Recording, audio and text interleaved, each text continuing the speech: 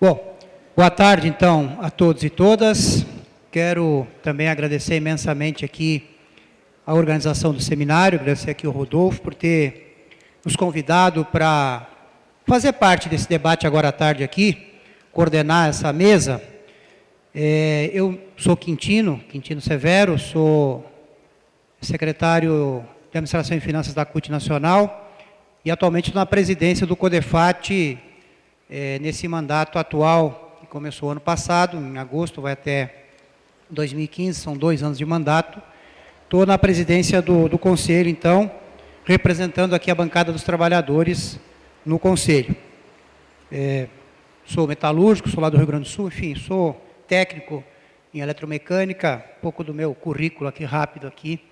De qualquer forma, para nós é um prazer muito grande, especialmente para nós da bancada dos trabalhadores, poder participar desse seminário, um seminário que tem tudo a ver com o nosso dia a dia, com o dia a dia dos trabalhadores e das trabalhadoras do nosso país, e tenho certeza que, por ser um seminário internacional, também afeta os trabalhadores do mundo, portanto, tem um significado muito importante para todos nós. Então, quero aqui chamar, então, para compor a mesa, que fará parte aqui, quanto palestrantes, o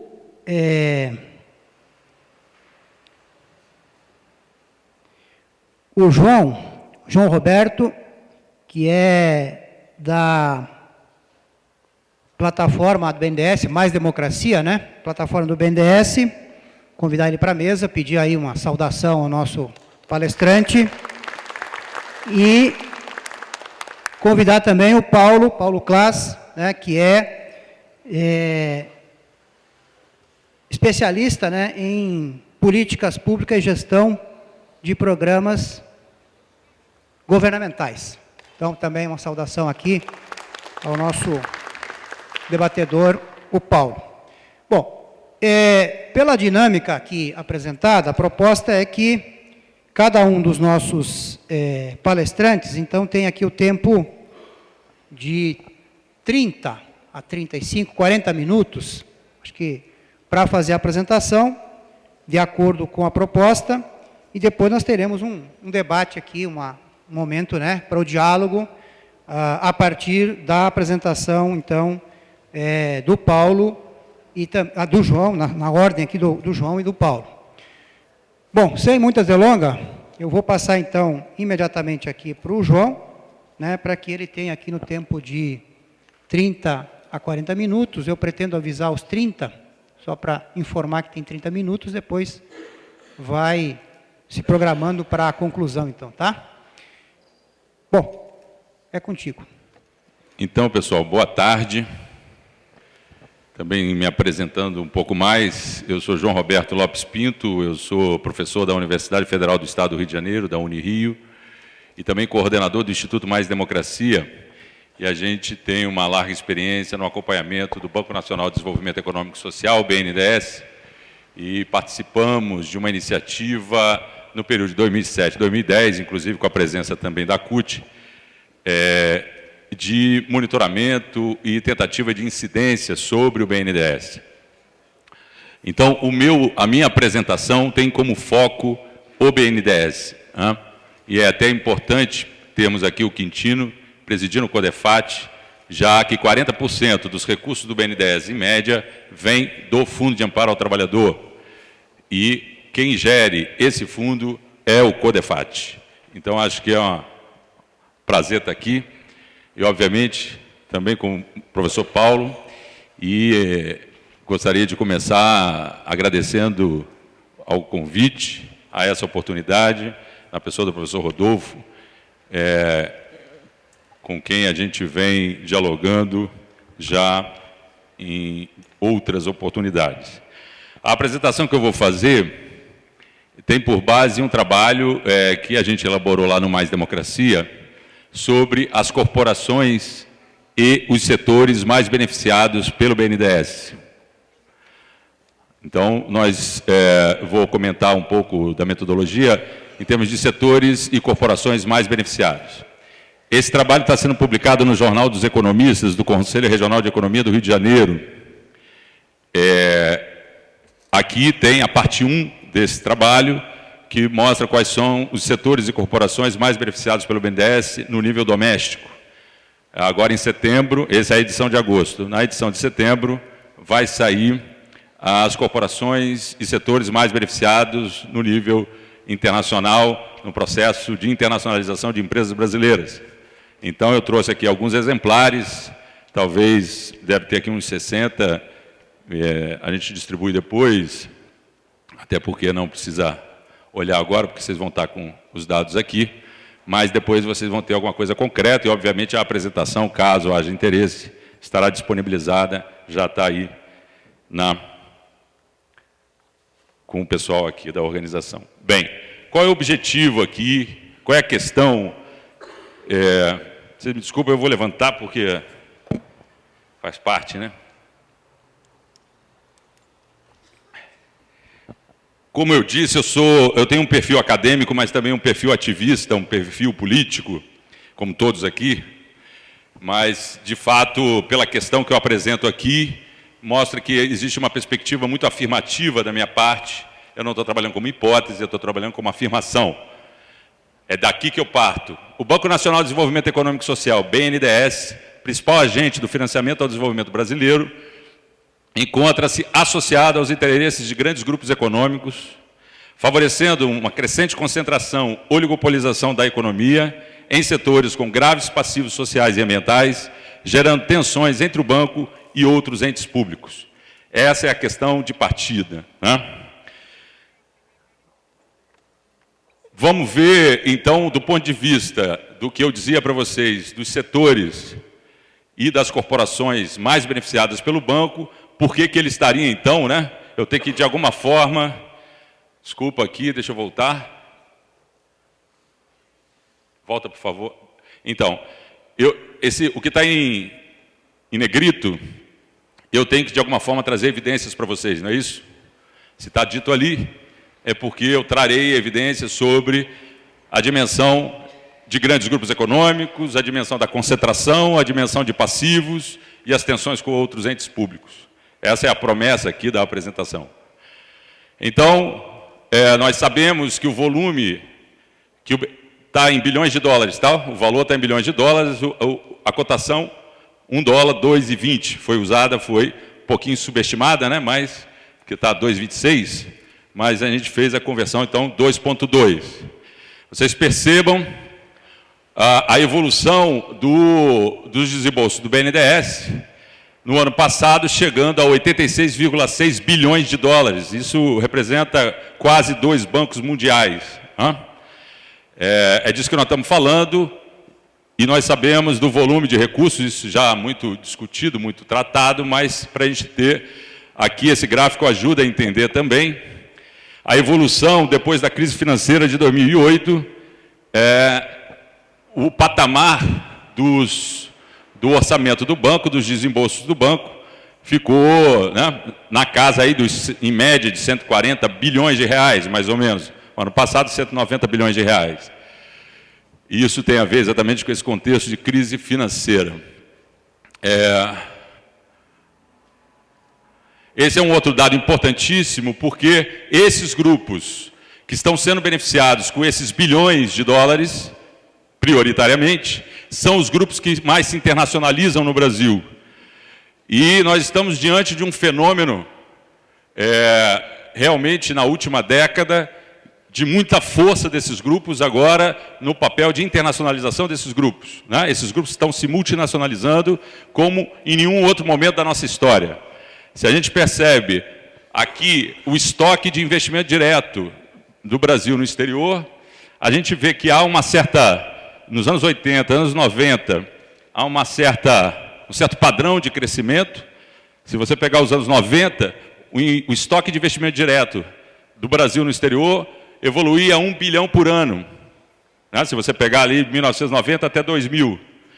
Na última década, pegando os dados que nós temos, esses dados estão baseados na pesquisa do Banco Central sobre investimento direto no exterior e também pesquisa da UNCTAD sobre esses investimentos, a gente vê que pula de 54,4 para 260 bilhões de dólares de investimento fora, de estoque de investimento fora. Ou seja, uma evolução anual de 20 bilhões de dólares ano.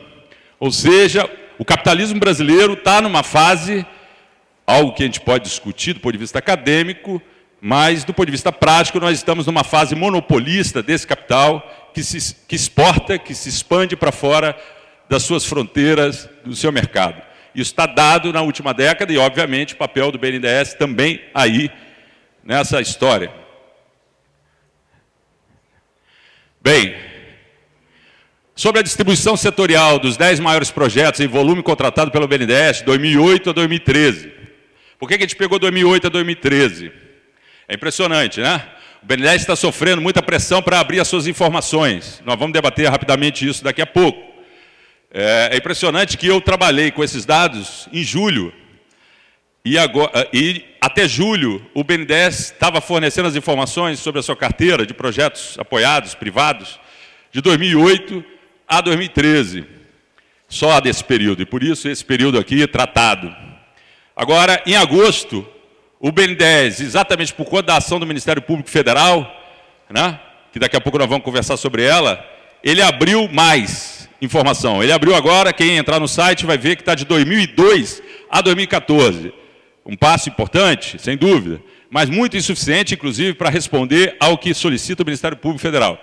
Bem, mas voltando, 2008 a 2013, isso para justificar o período. A gente pega os 10 maiores projetos nesses 6 anos. Né?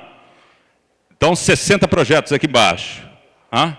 O total desses 60 projetos, 92 bilhões 263 milhões de dólares. 60 projetos.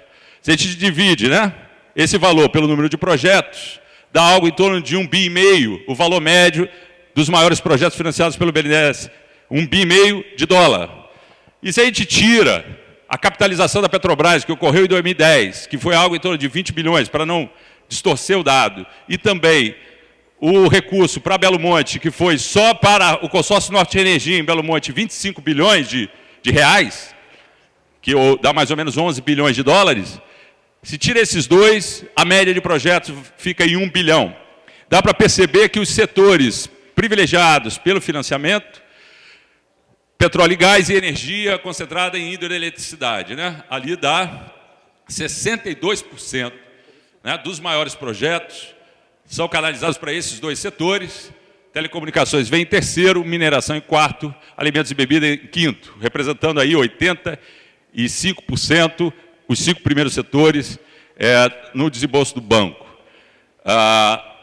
Se a gente pega essa distribuição setorial no que diz respeito ao capital do BNDESPar, o que é o BNDESPar? Todo mundo sabe o que é o BNDESPar? Por favor, vou preocupar com o tempo aqui. Mas não está indo. Aí foi, obrigado. Então, dados do próprio BNDESPar, no seu relatório financeiro, você tem a distribuição setorial e, obviamente, há uma coincidência. O BNDESPar é a subsidiária do banco, totalmente controlada pelo BNDES, é a subsidiária de participações em capital de empresas. O BNDESPar, a gente vai ver, está com uma carteira hoje de 33 bilhões de dólares, algo em torno de 70 bilhões de reais. Aonde se concentram as aplicações financeiras do BNDES? Novamente nos mesmos setores. Quem cai de posição é a telecomunicação, no caso das participações do BNDESPar, e aí se concentrando nos setores efetivamente de commodities, né? Petróleo e gás, mineração, energia elétrica, papel e celulose, alimentos e bebidas. Commodities e infraestrutura. Esse é o foco, commodities e infraestrutura, e nós vamos discutir isso daqui a pouco, né? Obviamente, não só. Aqui, algumas considerações sobre o BNDESPar, BNDESPar, subsidiário integral do BNDES, responsável pelas aplicações do banco em ações e participações. O BNDESPar fechou uma carteira de ações compreendendo 141 empresas, totalizando 33 bilhões. Em 31 de dezembro, isso é muito importante, o BNDESPar, porque ele tem participações, possuía representantes em 13 conselhos fiscais e 40 conselhos de administração, no universo de 141 empresas. Daqui a pouco eu vou mostrar um quadro para vocês, onde toda a diretoria do BNDES pertence a conselhos de administração de empresas. Nomeadamente, quem são e quais conselhos participam. Esse é um dado importante, porque mostra essa associação de interesses. Adicionalmente, possui acordo de acionista em 75 dessas empresas. Bem, aqui chegamos, então, os maiores beneficiários dos financiamentos do BNDES.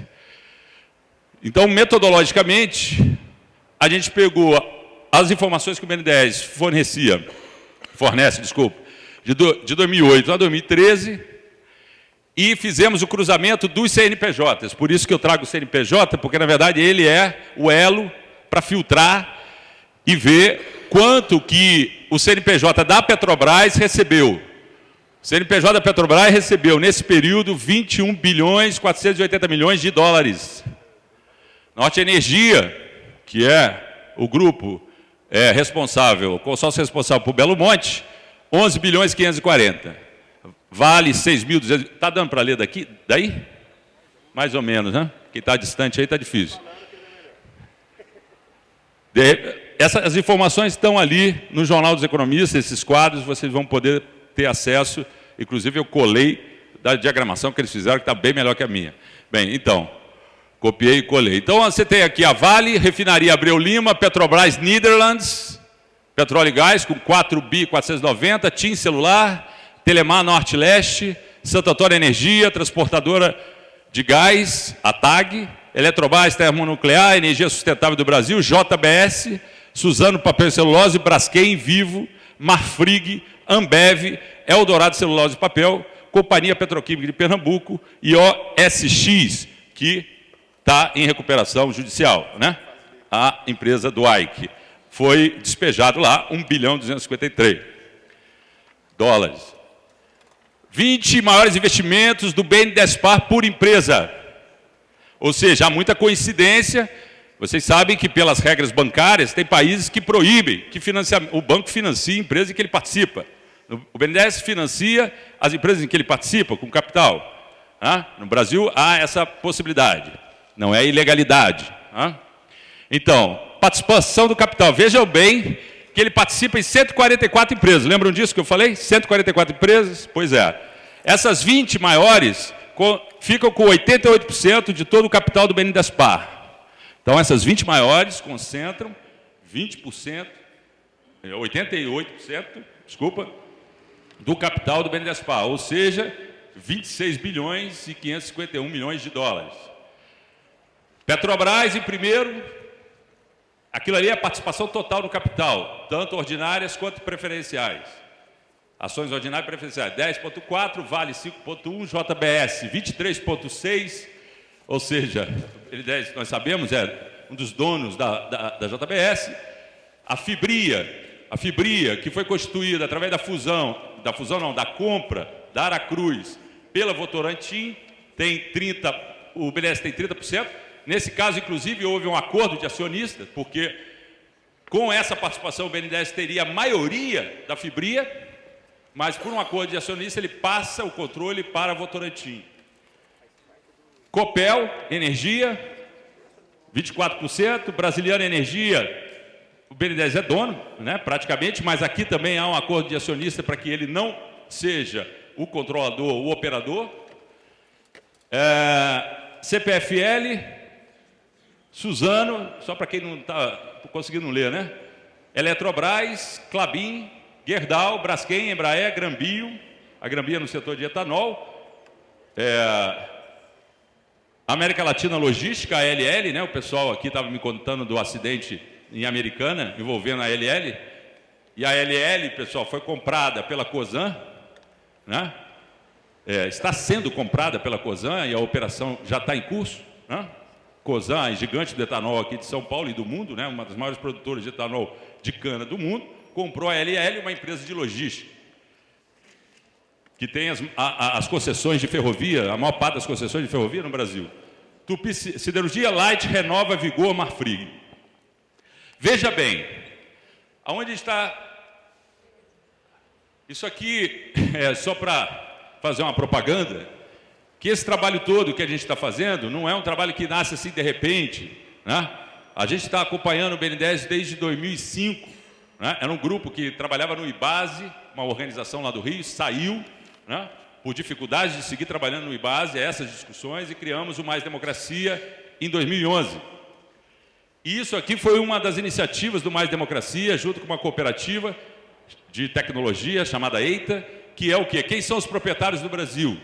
Importância de a gente saber quem é que manda efetivamente na economia e suas conexões com o Estado. Isso aqui é a representação gráfica da rede de propriedade na qual o BNDES está envolvido. O BNDES é esse vermelho aqui, ó. Ou seja, todas essas casinhas aqui são empresas. Né?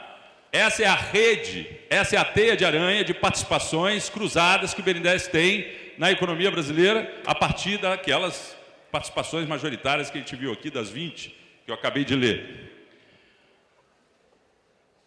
Quem são as corporações mais beneficiadas, então? Uma coisa importantíssima que nós vimos no trabalho sobre os proprietários do Brasil é que a gente tem que ir além. Quem é a Vale? Quem é a JBS? Quem é a Cosan? Quem é... Ou seja, a gente tem que ir ver quem são os proprietários últimos, os controladores dessas empresas. Todo mundo sabe aqui que a Vale é controlada pela Valipar. A Valipar, por sua vez, é controlada pela Litel, que é quem? Previ, Fundo de Pensão do Banco do Brasil. Então, a Previ é a dona é a Vale. Não existe Vale. É a Previ e o Bradesco e o BNDES. O Bradesco também é controlador da Valipar, junto com a Mitsui e BNDES. Então, a necessidade de a gente ir para além. Então, olha lá. Os dados revelam apenas parcialmente. Desculpa que eu estou tentando ir rápido. Quanto tempo eu tenho? Desculpa. Para eu mesmo me descansar um pouquinho aqui. 20 minutos ainda? Respirar um pouco. Olha só. Nós vimos ali as corporações, os clientes, os CNPJs. Né? Mas vimos, por exemplo, que você tem Petrobras e Petrobras Netherlands. Nós temos o Porto de Suape, que é o quê? Petrobras. Né? Ou seja, como é que a gente junta, vê quem é quem nesse rol de empresas beneficiadas? É essa a tentativa aqui, ó. Então vamos ler junto para entender a questão. Os dados revelam apenas parcialmente quem são as corporações mais beneficiadas. Isso porque muitos dos clientes, embora com personalidades jurídicas próprias, com seu CNPJ lá, integram o mesmo grupo econômico. Exemplo disso é o caso da Petrobras, que figura com duas identidades jurídicas. Petrobras Brasileiro S.A. e Petrobras Netherlands. Há também consórcios. Quem é a Norte Energia que controla Belo Monte, que está fazendo Belo Monte? Norte Energia não existe, isso aí é figura jurídica que eles criam para operar Belo Monte. Agora, quem é que está por trás desse consórcio? Temos que saber. Constituído pela Vale, Semig Light, Eletrobras e pelos fundos de pensão Previ, Petros e Funcef. Esses são os donos de Belo Monte. E se a gente abre, por exemplo, a Semig e a Light, a Semig controla a Light. Quem controla a Semig? O governo do Estado de Minas e Andrade Gutierrez. É assim que a gente tem que fazer, né? Para entender quem é quem. Senão a gente fica perdido nesse emaranhado. Santo Antônio Energia, composto por Odebrecht, Semig e Andrade Gutierrez. Ou seja, a Andrade Gutierrez ela tem uma participação em Santo Antônio direta e por dentro da Semig. É uma participação dupla. Então ela é bem poderosa em Santo Antônio. Energia Sustentável do Brasil, que controla Giral. Energia Sustentável controla a usina de Giral, lá em Rondônia. Formada pela GDF Suez, francesa, Eletrobras, Camal Correia e Mitsui. Lembrar que a Camal Correia também é a controladora da CPFL, que fornece energia para São Paulo. E lembrar que Andrade Gutierrez, Odebrecht, Camal Correia são originalmente construtoras. Né? E vejam bem, elas não só operam na construção dessas mega obras, como elas vão operar na exploração da energia. Deve ser um negócio rentável esse de explorar energia, né? Deve ser rentável, porque você não só constrói, mas também opera. Qual o interesse de Odebrecht, Camargo Corrêa, Andrade Gutierrez, não só construir, mas também operar? Essa é uma pergunta que talvez o nosso professor aí de economia possa nos ajudar. Eu sou cientista político, né? Então vou me dar o luxo de não tentar responder isso aí. A maioria das empresas listadas possui em sua estrutura societária outras empresas como suas controladoras. Então, mais esse caso, tem o consórcio, tem pessoas jurídicas independentes que fazem parte do mesmo grupo, agora tem o terceiro caso. Quem é que controla a Braskem? É a Odebrecht, né? A Braskem é da Odebrecht com participação da Petrobras. Vocês sabem que a Braskem ela tem um monopólio da produção de determinados polímeros no Brasil. Né? Monopólio. A transportadora associada de gás, que nós vimos lá, que é financiada, também é controlada pela Petrobras. A Vale, controlada pelo Banco Bradesco, que a gente já falou, e pela Previ, a lei do BNDES e da Mitsui. Ou ainda, Mitsui japonesa, né? Eldorado Celulose e Papel. Quem é que controla a Eldorado Celulose e Papel? A JBS. A JBS Friboi, do Tony Ramos, né? Quem controla é o Tony Ramos, não é isso?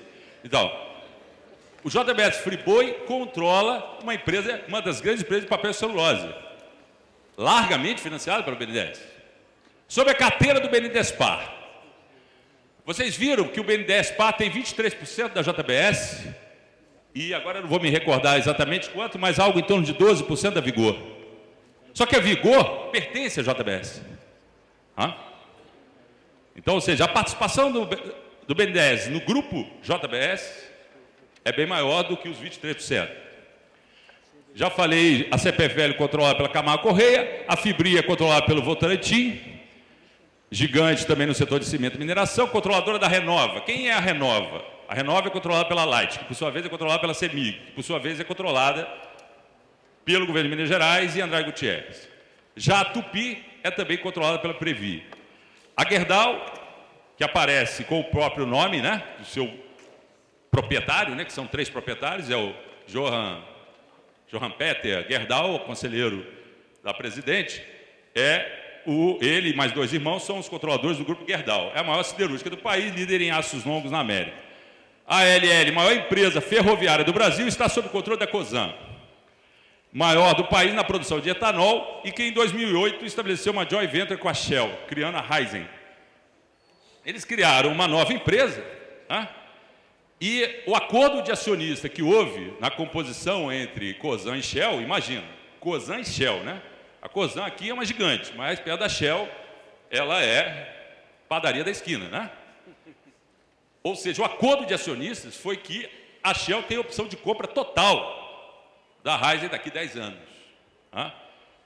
Ou seja, é um acordo leonino para o lado da Cosan. Né? E a gente fala, todo o discurso do BNDES é o quê? De criar campeãs nacionais. Olha uma campeã nacional indo embora totalmente e deixando um rastro de canaviais em São Paulo.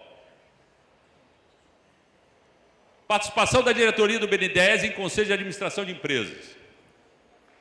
Então vamos lá, toda a diretoria do BNDES, isso aqui é dado da Repórter Brasil, organização aqui de São Paulo, que fez, vocês podem procurar também, eu fiz a propaganda nossa lá dos proprietários do Brasil, o Repórter Brasil seguiu na nossa linha e fez Eles Mandam, que é um trabalho muito legal e que eles mostram a participação cruzada de conselhos de administração entre empresários e entre pessoas do governo, pessoas do Estado e as empresas. Você pega toda a diretoria do banco, só um diretor do banco, da parte internacional, não participa de algum conselho de administração de empresa. O Luciano Coutinho, presidente do banco, participa do conselho da Petrobras e da Vale. O vice-presidente participa no conselho da Eletrobras, o diretor de recursos humanos na Oi Telemar, vocês estão vendo aí, né? O diretor de infraestrutura social na Light, o diretor de planejamento na JBS Friboi, o diretor de mercado de capitais na Fibria, o diretor administrativo e financeiro na Copel e o diretor de infraestrutura e insumos básicos na Braskem. Não há ilegalidade nenhuma, né? Claro, o que eu estou dizendo, o banco tem participações acionárias, então ele vai lá defender o seu interesse lá. Agora, resta saber que interesse é esse que o Estado brasileiro defende no interior dessas empresas. Essa é uma questão? Essa é a questão de $1 milhão, né? Qual é o interesse que é defendido? É o interesse do Estado, da sociedade brasileira, ou é o interesse do negócio? É o interesse da ampliação do negócio? É a ampliação dos investimentos? Essa é uma questão? Mas isso é importante que seja colocado para o debate. Vamos lá. Eu vou passar rápido a parte de internacionalização do banco. O banco acompanha a internacionalização das empresas brasileiras. Ele cria uma subsidiária em Londres, uma representação em Montevidéu em 2009, depois em 2013 cria uma diretoria específica para a América Latina, Caribe e África, na sua própria organograma, e depois uma representação em Joanesburgo, considerando já o contexto de criação do Banco dos BRICS, no novo Banco de Desenvolvimento. Nesse contexto do novo Banco de Desenvolvimento, o BNDES estabeleceu acordos de cooperação com os bancos dos BRICS para realizar projetos de infraestrutura, aonde? Na África. Não é à toa que nós temos aí o escritório de Joanesburgo. O Luciano Coutinho é vice-presidente do Clube Internacional de Financiamento ao Desenvolvimento, que é um clube de bancos de desenvolvimento presidido pelo Banco de Desenvolvimento da Alemanha para o desenvolvimento sustentável. Para o tal desenvolvimento sustentável que, a depender da conjuntura política dos próximos meses, poderá ser o centro da agenda, né, no Estado brasileiro e com consequências imprevisíveis, né? Bem, a tal da economia verde. Aqui só um exemplo sobre o apoio do BNDES fora. Tem outros exemplos, eu só destaquei esse. O BNDES tem duas linhas para apoiar a internacionalização de empresas. O BNDES Exim, que opera com o que eles chamam de pós-embarque e pré-embarque. Pré-embarque apoiando processos de produção de bens e serviços para exportação, ou pós-embarque, onde apoia o processo de comercialização de bens e serviços fora. Então, a principal linha,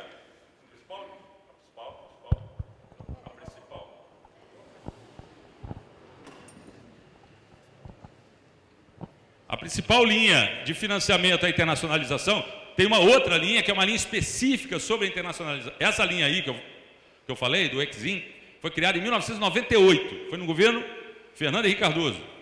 A segunda linha, que é o apoio direto à internacionalização, né, com apoio a fusões fora do país, aquisições fora, né, investimentos fora, essa é uma linha que surgiu em 2002, no final do governo Fernando Henrique, e que ainda está operando, começou a operar, mas com o montante até agora, algo em torno, eu peguei dados de 2008 para cá, é bem aquém dessa linha do pós-embarque. E aqui vocês veem que só a Odebrecht é a nossa embaixadora fora do país, ali com 4,9 bilhões de dólares em termos de financiamento, e seguida pela Embraer, depois pela Andrade Gutierrez, Queiroz Galvão e Camargo Correia. Já indo...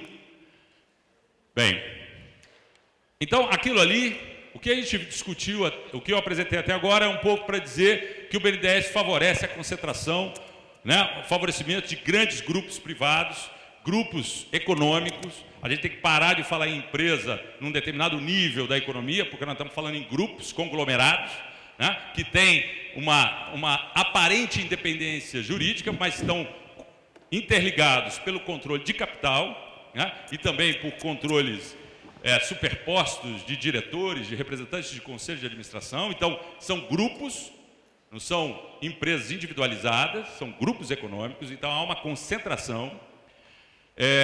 E agora nós vamos dizer a questão dos passivos sociais e ambientais ligados a esses grupos.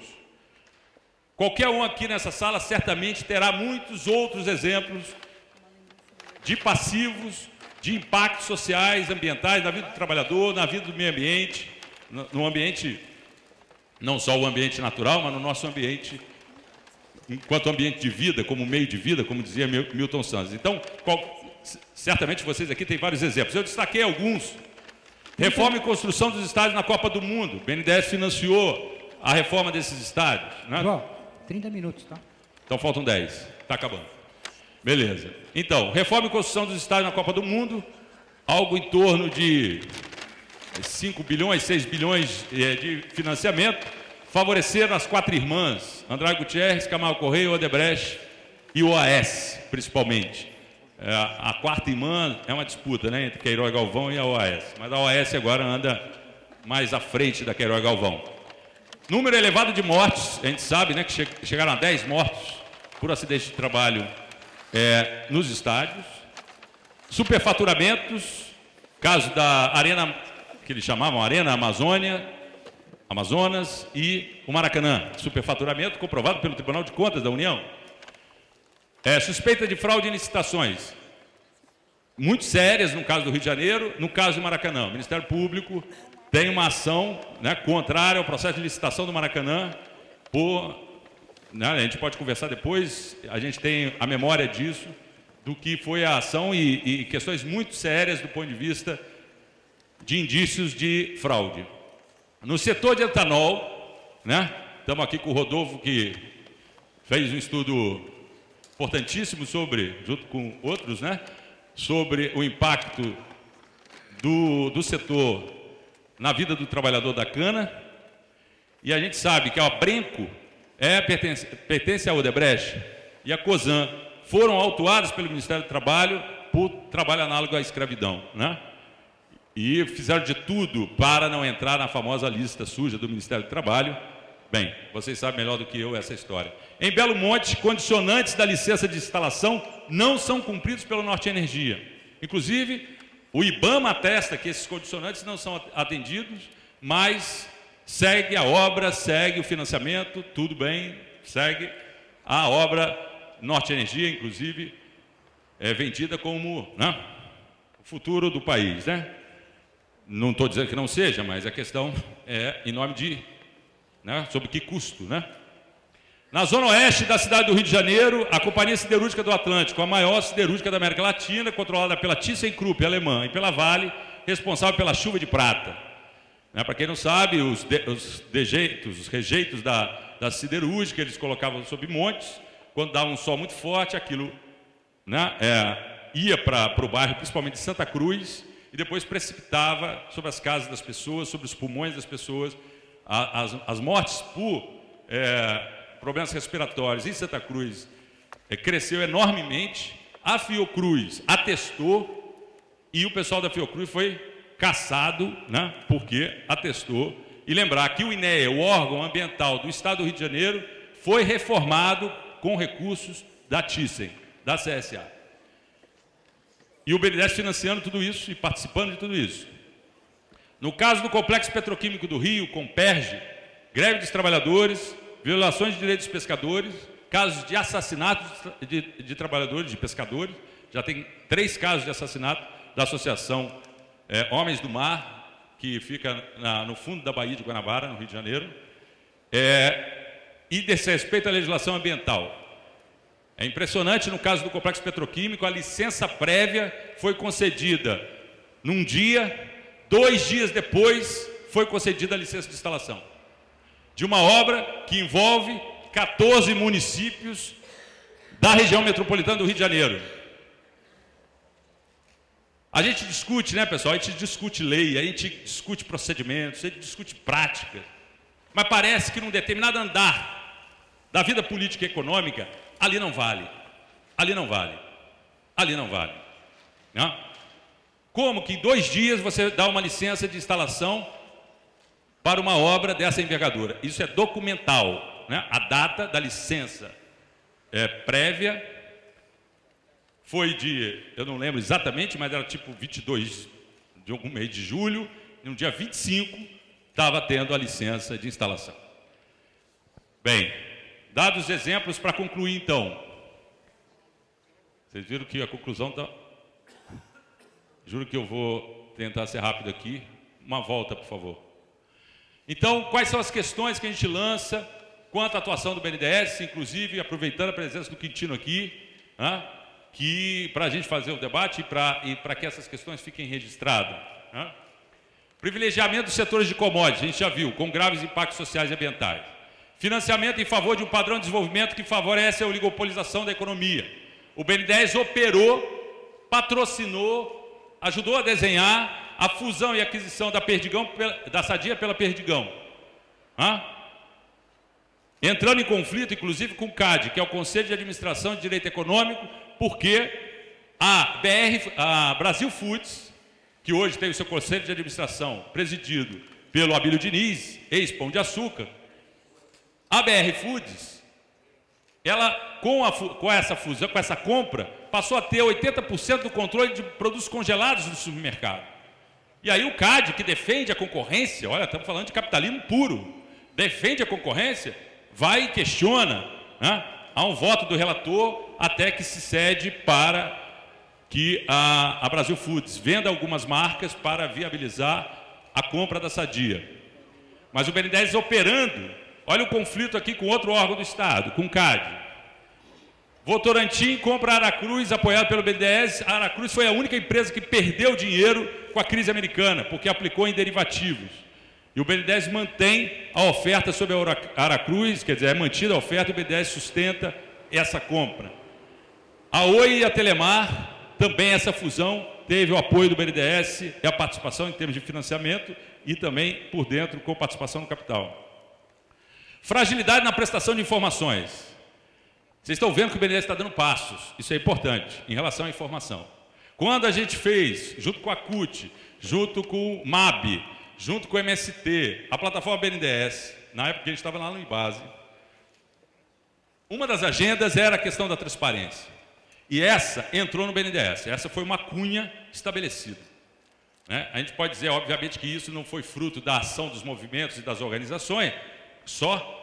Mas no dia que o BNDES criou o BNDES Transparente, em 2009, ele chamou a plataforma BNDES para estar no dia lá, na mesa, discutindo. Isso é um avanço. Só que o BNDES tem avançado pouco no que diz respeito à informação. Veja bem, a Controladoria Geral da União, no final do governo Lula, solicitou informações para o BNDES sobre a sua carteira de projeto e o BNDES negou. A mesma coisa para o Tribunal de Contas da União. A Folha de São Paulo entrou com uma ação sobre o BNDES para pedir os relatórios de diretoria para saber quais são os critérios para aprovação dos projetos. Ganharam na primeira instância, o BNDES recorreu. Agora o Ministério Público Federal pediu que o BNDES abra os seus 10 anos de projeto. Ele abriu. Só que o Ministério Público pede mais, pede que ele dê as condições do financiamento.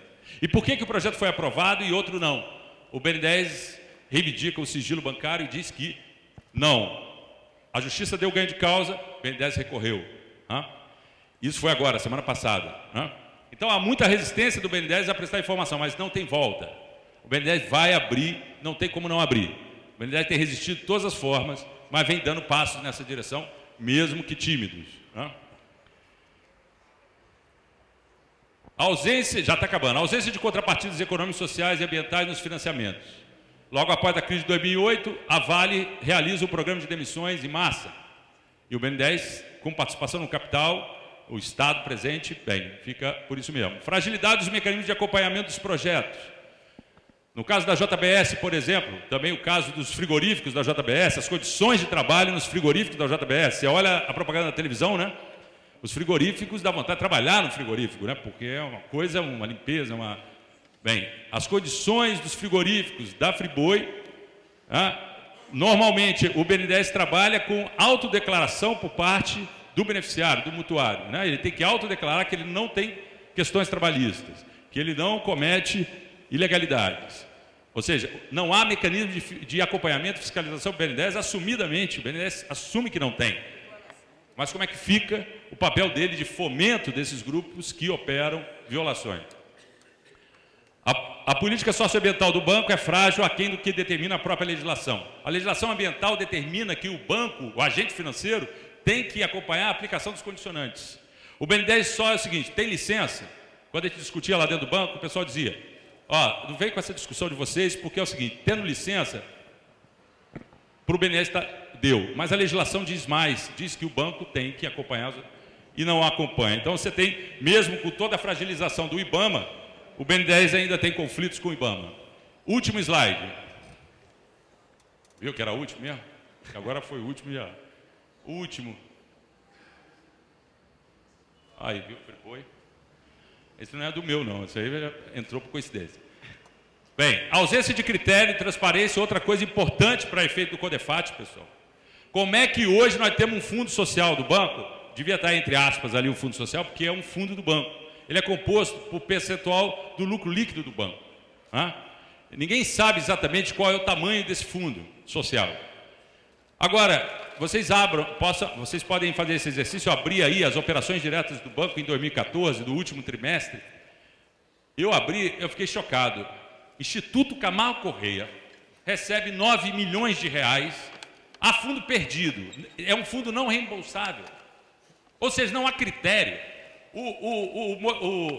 A Via Campesina também recebeu recursos do Fundo Social para agregar valor à sua agroindústria. Isso, eu diria, que é relevante socialmente. Mas se não tiver uma regra clara, o que faz a Via Campesina ter recurso e o Instituto Camargo Correia dar dinheiro do povo para Camargo Correia? Dado.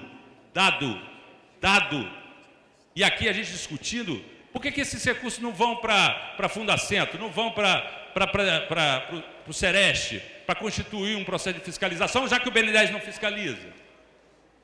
Pessoal, debater o BNDES é debater o desenvolvimento brasileiro, é debater a situação em que a gente está, né? E você vê como o nosso debate político se forjou desde a criação do BNDES, mas principalmente durante a ditadura.